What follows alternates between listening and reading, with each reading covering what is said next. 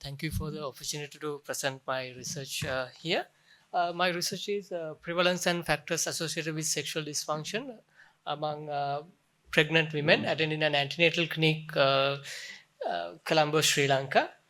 So I'm the main investigator, and my supervisor is Dr. Pumi Pereira, consultant venereologist and sexual health specialist. So background of this study is that the sexual dysfunctions are difficulties encountered by adults during personally satisfying and non-cohesive sexual activities, and they could last for several months and cause significant and about the pregnancy brings about numerous changes including biochemical, physical, hormonal, and affecting their day-to-day lives, and also including their sexual health. So also in Sri Lanka, the situation is that research in the field of sexual health is lacking, but as you can see, more opportunities are emerging. So my aim of this research is to reduce the gap. Objective of the research is to find the prevalence and factors associated with sexual dysfunctions among this group of pregnant women attending an antenatal clinic, and to compare the prevalence and factors in each different trimester. This is a cross-sectional descriptive study with the participation of 246 pregnant women, and all the pregnant women who are 18 years old and with the pregnancy confirmed by ultrasound were recruited to the study, and excluded were contraindicated for women with contraindications for vaginal intercourse. And study setting, as I told, it is an antenatal clinic of Castle Street Hospital for Women. It is one of the leading maternity hospital in Sri Lanka, and ethic clearance was obtained by Ethic Review Committee of Faculty of Medicine, University of Colombo. And this data collection, it is I use as the data collection tool. I use self-administered pre-tested questionnaire containing 4 parts. First part is socio-demographic data. Second part is details of previous and current pregnancy, and the third part is female sexual function index. About the female sexual function index, it has been widely used all around the world to assess women's sexual dysfunction in different groups and different populations. And fourth part was I asked few questions regarding their attitudes regarding sexual activity during pregnancy. So the female sexual function index contains 19 questions representing 6 domains of sexual function: sexual desire, arousal, lubrication, orgasm, and satisfaction. So these are some of the demographic data. Mean age was 29.5, and most of them were from Colombo district, and they were educated up to O-level levels, and most of them were, like almost all of them were married, and most of them were primiparous, and more were in the third trimester. This is now coming to some kind of analysis part. So this is sexual activity during pregnancy. So it is nice to see that 73.5% of women have had sexual activity during pregnancy, but unfortunately 16.3% of women reported not having sexual activity, and another 10% of women reported having some kind of sexual activity without penetrative sex. And of those women who reported not having sexual activity, most of them were in the third trimester. And this is the trimester distribution of mean FSD.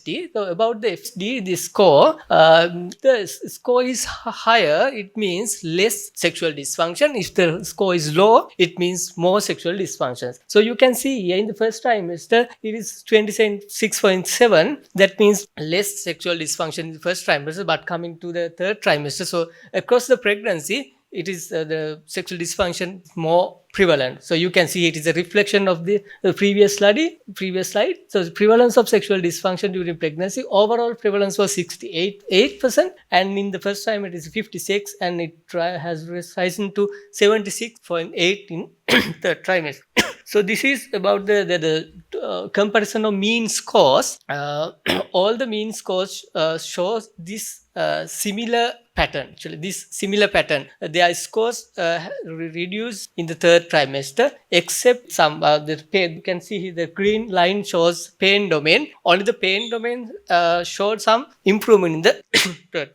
So associated factors, third trimester showed higher prevalence of FSD than the first trimester, and it was statistically significant. However, there was no statistical significant difference between first trimester and second trimester, or second trimester and third trimester. And scores of all the domains showed similar pattern, and having higher education and being employed were associated with lower level of sexual dysfunctions, and believing sex during pregnancy will harm the fetus, and it is highly statistically significant, and on going through normal vaginal delivery will have a negative impact on sexual life were associated with FSD, and no associations observed between total FSD score and age of the participant, district, religion, parity, having a history of normal vaginal delivery, cesarean surgery, or miscarriage.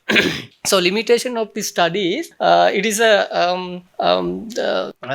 actually, when I was preparing my proposal, I wanted to do a comparison between pre-pregnancy sexual dysfunctions and pregnancy in the prevalence during the pregnancy, but due to the potential recall bias, and which could have significantly affected the study's validity, I changed it to find the prevalence during the pregnancy, and that was one limitation.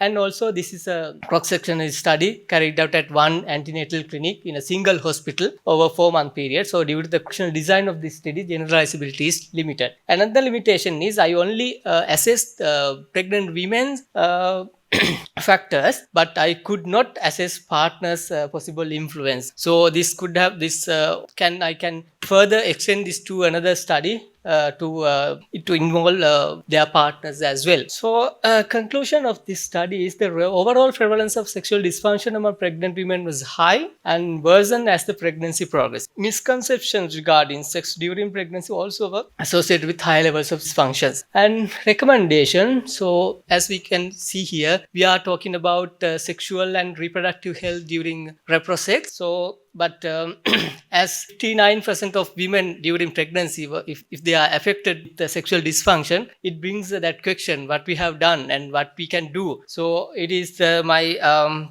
I hope that it will be it will give an eye-opening message to the stakeholders to take necessary action. Acknowledgement, I would like to give the acknowledgement to all the pregnant women who participated in this study and my supervisor. And I did this for my master's degree. The director of sexual health, Masters of Sexual Health, Dr. Nisha, for the immense support, and all the consultant obstetrician and gynecology at State Hospital. These are my reference. Thank you.